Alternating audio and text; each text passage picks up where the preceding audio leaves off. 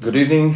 Here we are again for the fourth episode of the Olympic Diary. Today, my guest is André Teixeira. Better was André Teixeira. Fortunately, he got a last-minute contract and he will not be here with us today. So please feel free to join in. Andre is now traveling to Saudi Arabia, and so please, if you want to come in this video, just pop in, and I will let you come.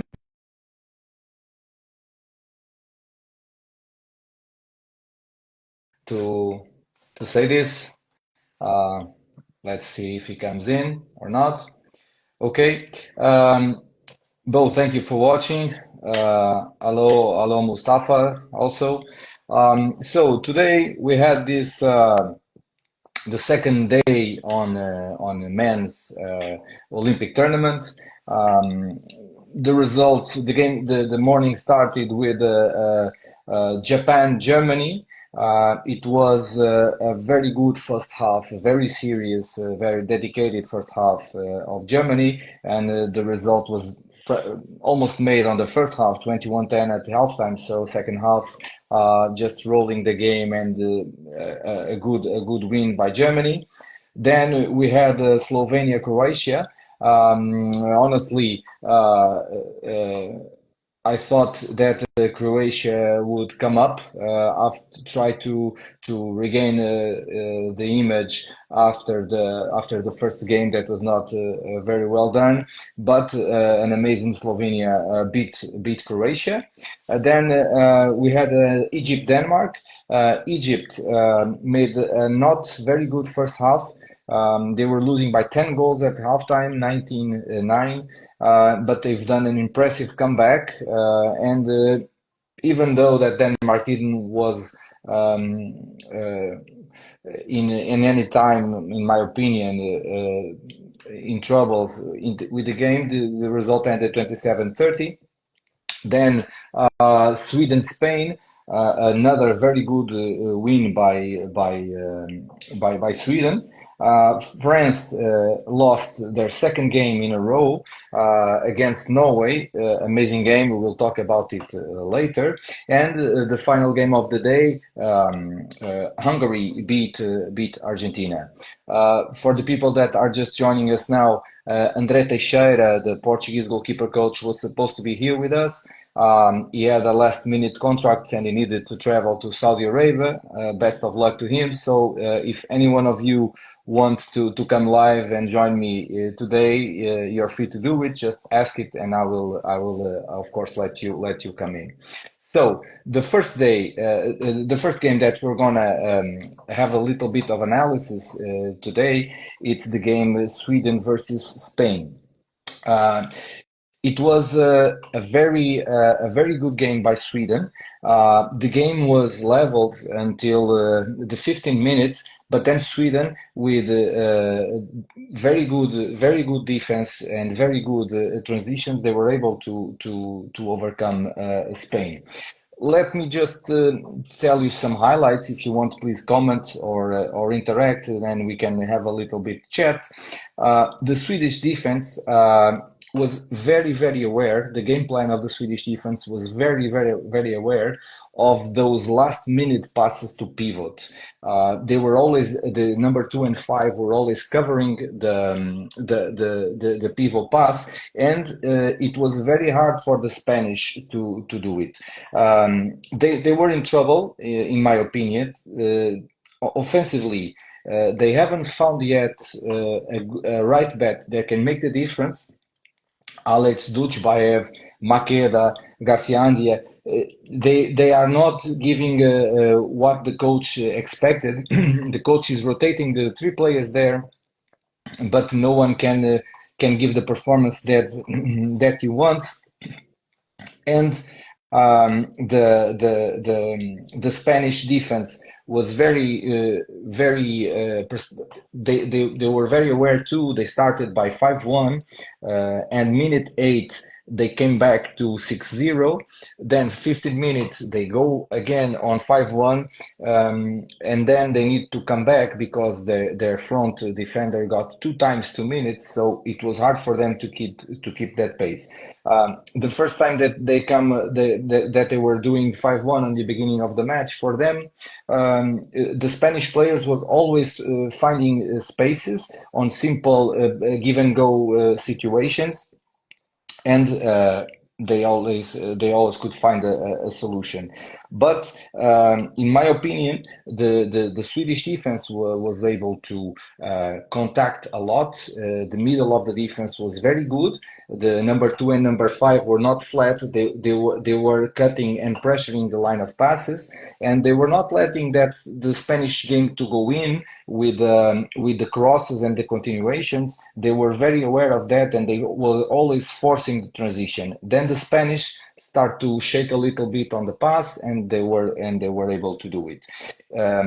In my opinion, the individual highlights for Sweden, the goalkeeper Tulin, number 16, made an amazing game, and the right wing Carlson was very accurate on the shooting, and was able to shoot important goals almost every time. For me, it was a surprise that Perez de Vargas didn't start the game after the amazing game that he made on the first day. He was on the bench.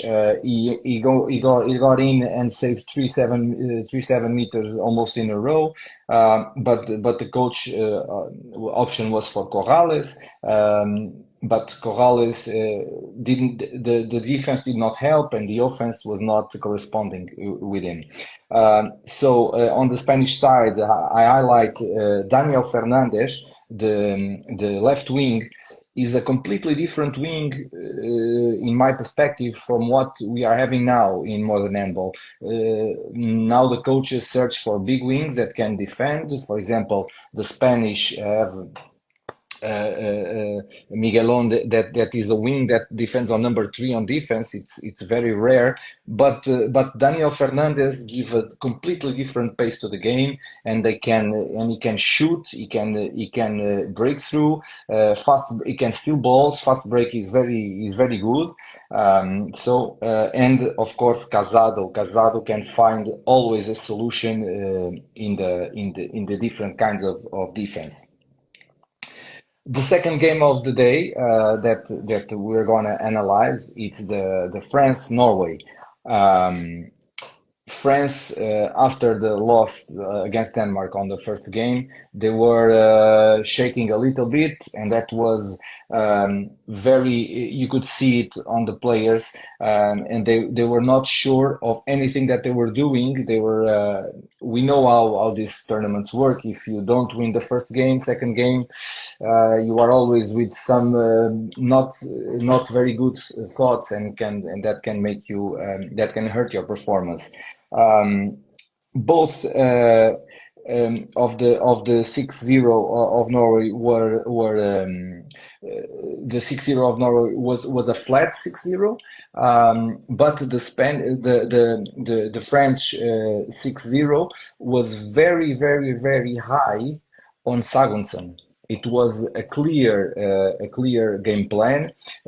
After Hugo on the left, when Sagunson went to the middle, immediately the number 3 goes out and tried to push him, and don't let him make those decisions, and don't let him go inside.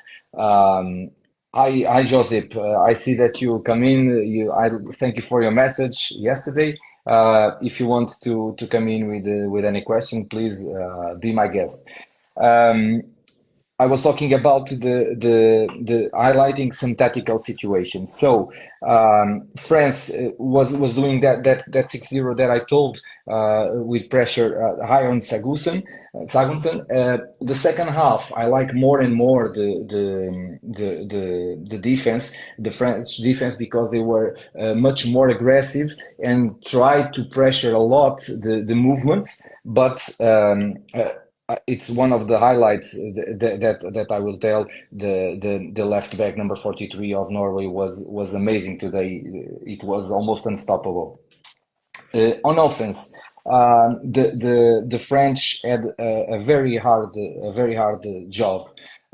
It's it almost may seem unpolite to say this, but in my point of view, they miss a playmaker that can organize the game. They have three shooters on the back line, and Remili today was not his lucky day. He sent a lot of balls to the post and to the bar, and he could not make it. And on the second half, the Kamen grabbed the ball and alone solved many attacks. He could even put France closer in the game, but it was not enough for sure for the win.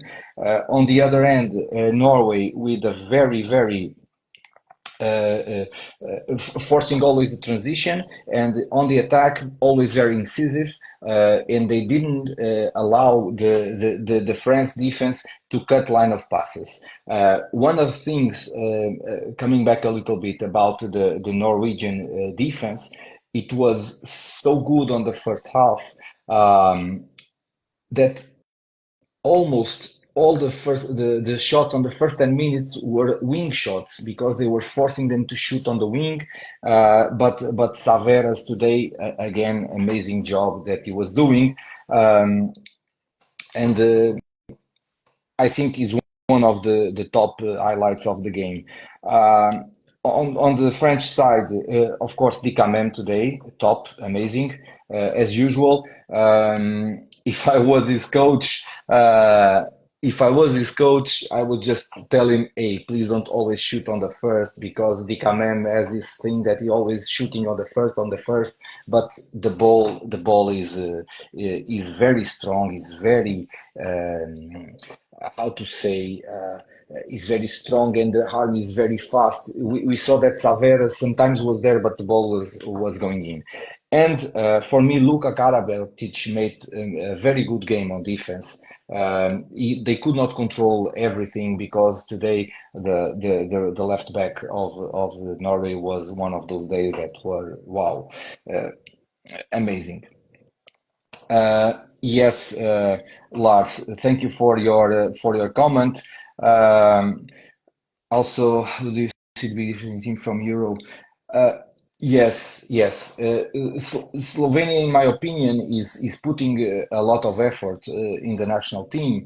My friend Vir, that I'm sure is watching now, he always says that the Slovenian playmakers are the top, and because they understand quite well the game. And I think the coach is very smart on the timeouts, always comes with something new. And as a coach, when you play against him, you always need to be aware and you're expecting something different.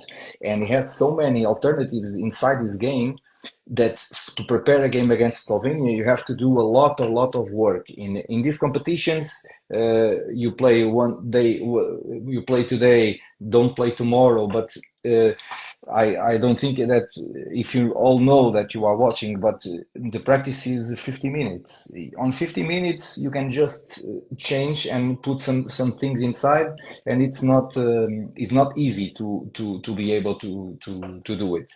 So today it was supposed to be a goalkeeper's day with Andre. Fortunately, Andre, for the people that just entered now, is got a new contract. Good luck, mate. And of course, he is traveling soon. So soon, I tell this evening or tomorrow early morning. So he could not be here with us. But I prepared here something for the goalkeepers. Of course, when we analyze the goalkeeping, the number of saves, maybe we know this almost for sure, but look, Spain, an average of 15 saves per game, 40% efficiency. Sweden, 50 stops per game, and Norway, 13. In my opinion, over 13, it's easier to win a game. When you got 15, it's quite good. On the other side, The Japanese, 9 saves per game is 22%. It's very low, exactly the same as Croatia, and it's a problem when you don't have a goalkeeper that stops the ball. Many times it's not the goalkeeper's fault; it's the defense or the strategy that is not working, and something that we are not used to. The French goalkeepers, 9.5 saves per game. And if you want to be Olympic champion, you cannot have 9.5 stops per game. Vincent Gerard of course, is a good goalkeeper, but when you compare France that has 9.5 with a Norway or with a Sweden, it's quite different. Okay. On the day three of the championship, on the Group A, we have Croatia versus Germany. So if Croatia wants to go through, they need to win the game. Spain versus Japan. I think the Spanish will don't have any trouble to win Japan. Slovenia Sweden. This for me is the game of this day. I'm very excited to get this match. On the Group B, we have a Norway Hungary. Hungary, after the win today, they can make a statement against Norway. Let's see how can they do. I think the strong defense of Norway can put some hard times on the Norwegian. France Egypt. France cannot lose anymore. They lost 2 games. They are playing at home. They cannot lose Egypt. But today Egypt against Denmark made quite a statement. And then Denmark Argentina. With all due respect to Argentina, I don't think that Denmark will have trouble winning this game. Thank you very much for watching. This reel will be available offline if you want to watch it again or anything. If you want to, please send any comment that you want, any private message. And once more, thank you for watching. It was a pleasure to be here with you. See you tomorrow.